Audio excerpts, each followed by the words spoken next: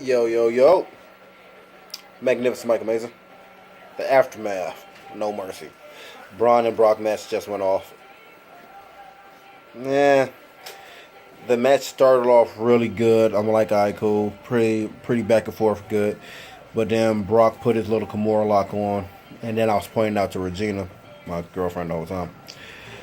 I find it funny how Brock uses Kimura lock in WWE because he has never used the Kimura lock in UFC. He has never used no submission matches in UFC. He's a brawler. So I love how he used the Kimura lock in WWE, but whatever. Other than the match started off good, then it got boring, then it got predictable. Brock Lesnar won the match. 1 F5. Boring. To me, the match of the night will be the tag team match. Tag team match, best match of the night. Seth Rollins and Dean Ambrose are still champions. John Cena Roman Reigns match was funny as shit. How Roman Reigns Super Cena. Like, that's the best way I can say it. Because y'all know how John Cena used to kick out of everything.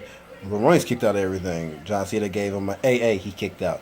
Gave him a Super AA from a top rope, he kicked out. Gave him the double AA. The AA, then he rolled over, gave him another AA, he kicked out. He did everything. Roman Reigns still kicked out, so Roman Reigns won that match. Enzo Amore versus Neville was Enzo Amore was getting his ass whipped badly. But then he pulled an Eddie Guerrero on Neville. He went to go grab the championship. He went to grab his Cruiserweight championship. Then he ran in the ring to get himself disqualified, I guess you could say. Once the referee grabbed the championship and threw it out the ring, that's when he kicked Neville square in the nuts and just rolled him up and got the pin and the win. So Enzo's the new Cruiserweight champion.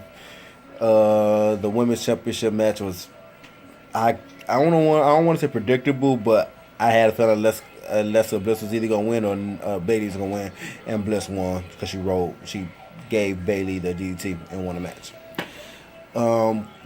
Finn Balor Bray Wyatt match, that was the second best match.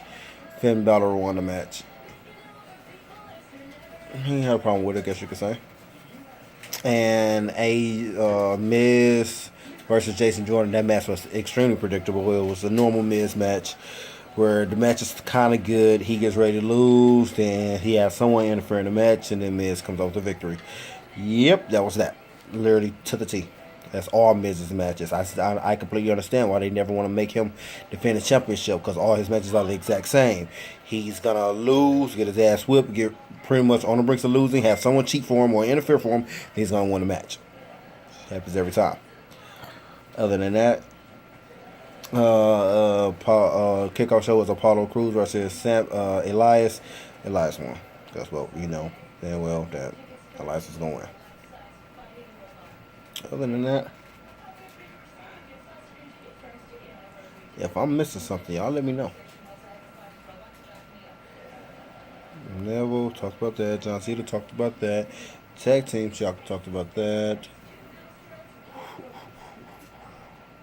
Give me a second real quick.